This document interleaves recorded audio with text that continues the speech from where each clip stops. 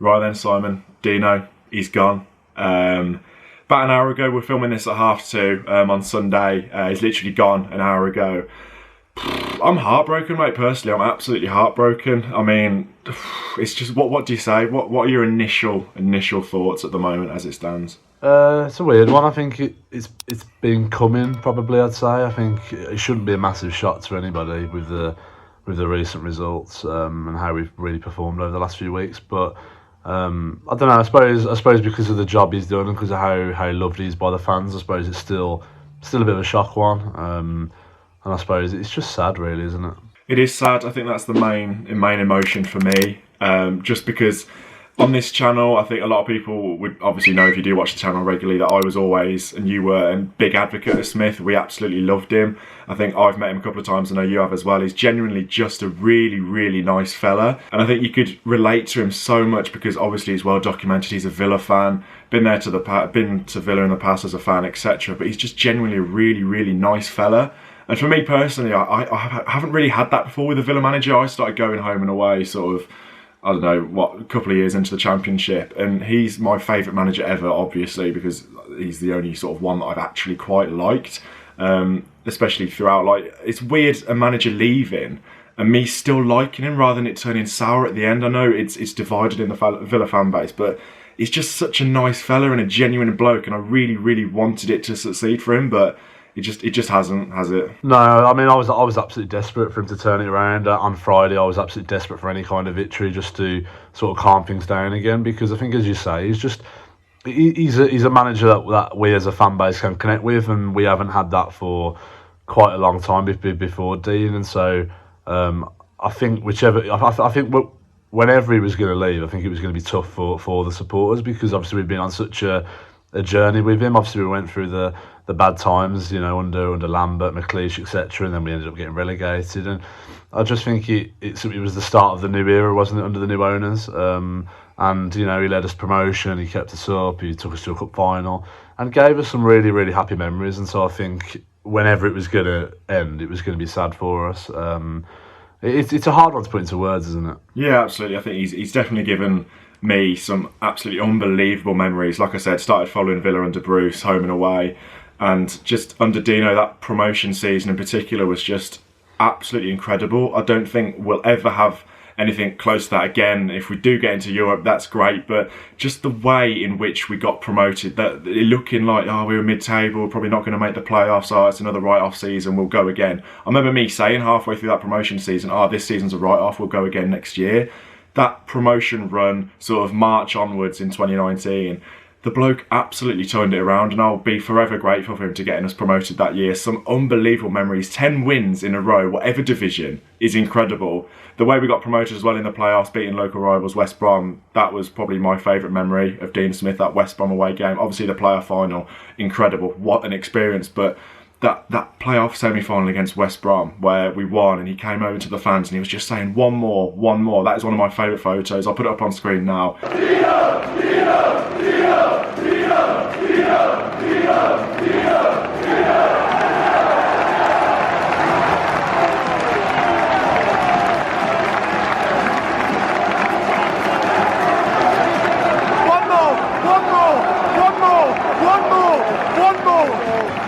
I absolutely just will always be grateful for Smith for that. The promotion season was incredible. Give us your favourite memory of Smith? Because there's a lot to choose from. He's only been here he's been here 3 years, which in the context of managers is actually quite a long time. But there's just so many memories to pick from, isn't there? Yeah, I think we'll go. Well, I think there's a few you can pick out, isn't there? I think there's the Blues away when we won 1-0, obviously with Grealish scoring.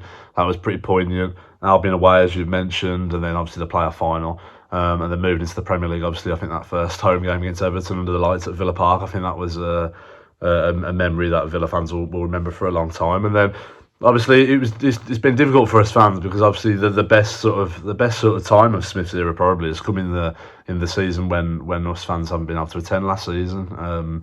And then obviously we restarted again this season with fans, and we hoped it would continue, and it just hasn't happened like that. But in some incredible memories, and I think that's what we have to remember, how much of a good job he's done. That he did at Villa. I think he came into a club that was in a bit of a mess. We had no sort of identity. the players weren't playing for the manager clearly. And I think he totally changed the mentality. He brought some, really good sort of players into the team and some good characters as well. And I think he's just taken us on this journey where we are now. And I think that's what we've got to remember is that he's gone today, but we're not sacking the manager in an absolutely horrendous situation. I think we've got to remember that us as a club now are a big pull again. We sort of fighting for that upper part of the league. We've good players and we've a good reputation. I think a lot of that is down to Dean Smith, and I think he'll be leaving behind a really lasting sort of legacy at the club. Yeah, definitely. I think legacy is the right word. I think going forward in the next sort of 10, 15 years, I think we should look back at the Smith era, and I think he'll be massively underrated because, like touched on, where we were as a club when he came in, sort of languishing in the Championship with a very good squad. To be fair, it was a good squad in that league.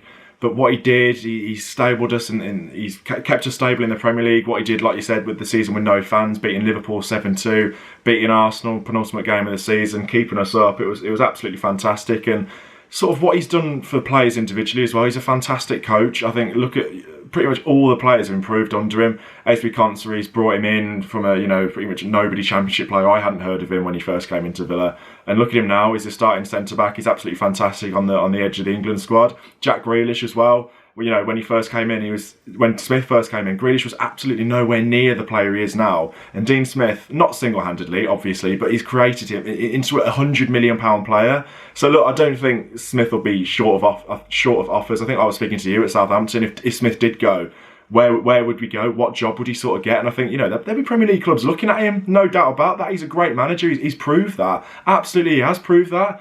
But the question everyone watching is going to want to know, who is the man who's going to come in next? There's already names all over social media.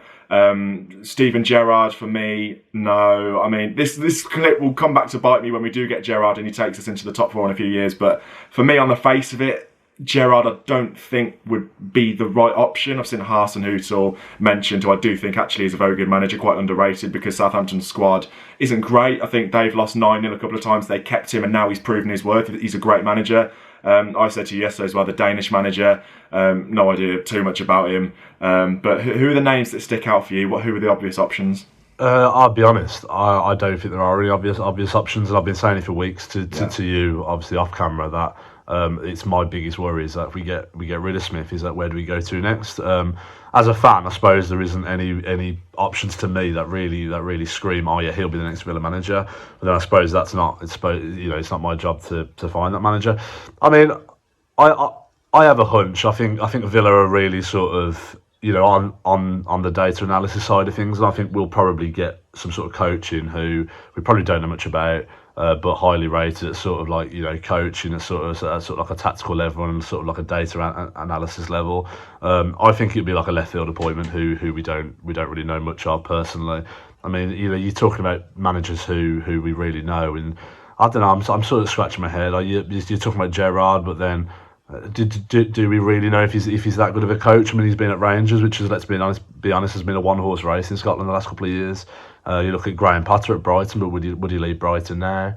I don't see any. I don't see any absolute obvious standout candidates, and that's the part that does worry me. It worries me because I feel like we could move into a bit of an unsettling period where Villa Park becomes a little bit of a revolving door again, like it became a few years ago. I hope he doesn't get to that point, but it's always the sort of worry. I think the one thing I would say though, and I said it a few minutes ago, is that Villa is such a massive pull though, and I think people were talking about, would Gerrard leave Rangers to come to Villa? And I say, well, Villa are now a top 11, top 12 club in the Premier League with a lot of backing behind them and a lot of good players that really should realistically be vying for sort of the European places. And so I don't think that's a worry. I know I said Potter, would he leave Brighton? I'm only saying that because of the position Brighton currently in, but speaking, Villa are a much bigger club than Brighton, and so he would probably still look at it. I don't know. I don't think it's obvious. But if you were going to ask me who it would be, I couldn't give you a name, but I think it will be some sort of left field coach who we haven't particularly heard much about. Yeah, I can 100% see that. I think one of the reasons why, obviously we've been speaking, like I said, off camera for the last few weeks, and one of the reasons why me and you both wanted Smith to stay was because there was no obvious options. People like in the comments of my videos, people in the last couple of weeks have been talking about like Nuno and stuff like that, but he's not at that level above Smith. Like a lot of people have said, okay, Smith has taken us as far as he can. Maybe he had, but are these the managers who look? These owners are savvy businessmen. They're not here to mess around. They're here to take this club forward, and they've shown that by sacking Smith because he's lost 5 on the bounce. But there's no obvious name that's going to come in and sort of take us that step further, unless, like you said, the owners are looking at someone from the continent who has proven his track record, he's got good stats, and he'll come in and do a job based on analytics and stuff like that. But it'll be really interesting to see where it goes from here. It really will. I think it was obviously there's no right time to sack him, but with the international break, there's 2 weeks to get a man in early. They've clearly planned. They've clearly got a plan. They wouldn't sack Smith if they had absolutely no idea who they were going to get in. They would have had a shortlist ages ago. So they've definitely got a name. Hopefully they get him in quick. I think the international break is 100% the right time to get a manager in. It's sort of all aligned, isn't it? And what would you say went wrong? I think I was on WM on Friday, and they asked me the same question, and it's tough because we've had a decent couple of results this season. That 3-0 at home to Everton, the win at Old Trafford, which when we came out that game at Old Trafford, I said to you that is up there with one of my favourite ever away wins ever. Like just the best experience winning at Old Trafford under Dean Smith. Unbelievable, absolutely unbelievable. But where did it go wrong? The formation was a huge topic of conversation. Things like that. I think you made a great point to me a while back as well, saying we've brought these players in, the 3 main names to replace Grealish. There must have been a plan. We were playing these 2 up top, Watkins and Ings, but then where does Bailey, Buendia, no midfield? Where do they fit in? So massive question, and obviously no obvious answer. But where did it go wrong for Smith in the last 5 games? Do you think?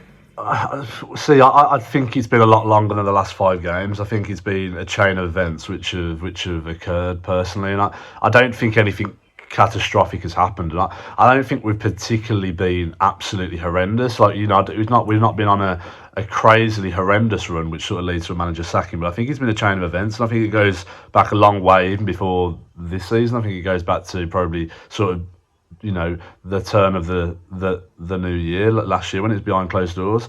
Obviously we lost Grealish to injury. We struggled, and I think there was a lot of people questioning Smith at the time.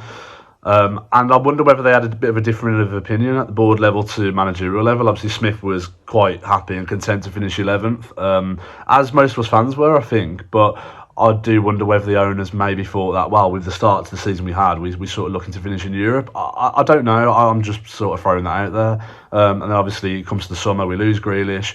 We buy these players to come in, and then we've had a lot of injuries. We've had COVID disrupting us, and then we haven't really been able to stick with a settled formation, a settled starting 11. And I think all these things have happened, and I think it's all really not done him any favours at all. And I think the problem is it leads into momentum, and football's all about momentum, and we have had no momentum in the last few weeks, and that is the problem. It's been everything that could have gone wrong in the last few weeks has gone wrong, and I think a lot of things all joined together have just culminated in the decision that the club have made today.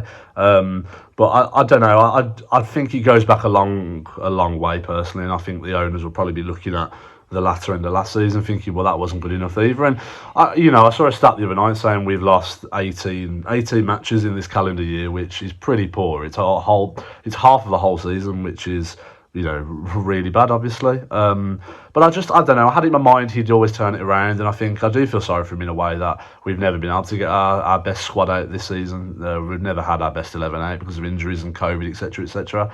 And these are sometimes the big things that happen to managers, which end up culminating in them losing their job. And I sort of think that's what's happened with Smith. And when you talk about the right time, there's never a right time. And I think you're right, with an international break here now.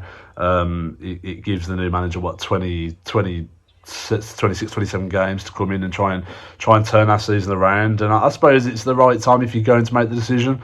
I just hope that they've got a plan up their sleeve, as you've just said, because I think it's the first real test of the regime, to be honest with you, because I think Sawiri Sneedon's have been great for Villa, obviously, and Perslow, but it's been a little bit of a honeymoon period. I mean, they sacked Bruce, they brought in Smith, and he did such a great job, and got us promoted, stabilised us, got us to a cup final, kept us up, etc., etc.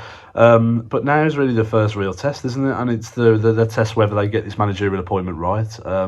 And, well, the proof will be in the pudding, whether we appoint somebody with that sort of longevity to be for the next 2 to 3 years, or whether we end up embarking on this managerial merry-go-round again. I mean, none of us know, but let's just hope it works. Yeah, it's got to be a long-term appointment, hasn't it? I think you said earlier, you can't have the revolving door at Villa like we have had for the last decade or so. But like you touched on, the sort of record in this calendar year, you've seen the stats going around on Twitter. We've lost a lot of games, and the start to last season was great. You know, we were going for sort of top 6 with Grealish, Barkley in the side, Watkins playing out of his skin. We were unbelievable, and we did fall away. I know it was down to the Grealish injury and stuff like that, but Grealish was in that side when we were really flat, and I think there's a lot of similarities between sort of March in 2021 where we went to Brighton away and it was dreadful, it was 0-0, Wolves home when it was 0-0, and it was just absolutely awful to watch, and how it's been in the last 5 games, you can sort of bring up similarities there, which is why I think, yeah, like you said, it's not the last 5 games, and the owners were taking this decision based on what we've seen in recent times as well as what we've seen in the last sort of 12 months or so. But look, on the face of it, me and you are massive Smith fans. He's a lovely man, and we're heartbroken. Any final words for us, Simon? I just think, I said it on social media, but I just say, obviously to Dean, I think on behalf of every Villa fan, I think we'll just have to thank him for the last few years, because it's been such an incredible journey, an incredible ride, and I think it does feel quite emotional. It feels really emotional today that he's left, because he's been such a massive fixture for us over the last few years, and yeah, just thanks to him really, and as you touched on before, I'm sure he'll have no shortage of clubs who want to take him on in the future. 100%, I'm with Simon on that one. Massive thank you to Dean Smith. There's a very small chance he's watching this video, but just thank you for the memories, Dean Smith, because it's been an absolutely unbelievable ride. He'll go down as my favourite Aston Villa manager, purely based on, going to games and my experiences personally. And just the fact I've met him, he's such a nice, genuine fella. Like Simon and myself have said, he won't be short from interest from, big sides. So best of luck in the future for Smith. I'm absolutely gutted, I really am. But look, best of luck in the future for Dean Smith, and it's a new era now for Aston Villa. It's a huge call for the owners to make. It's a massive decision to who is the next man to come through the door at Aston Villa Football Club. But look, we're all going to enjoy the ride. And yeah, I shall see you in the next one. Thank you very much for watching. Please do leave a like on the video and let me know your thoughts on the Dean Smith departure at Aston Villa in the comments section below. And I shall see you in the next one. Up the Villa.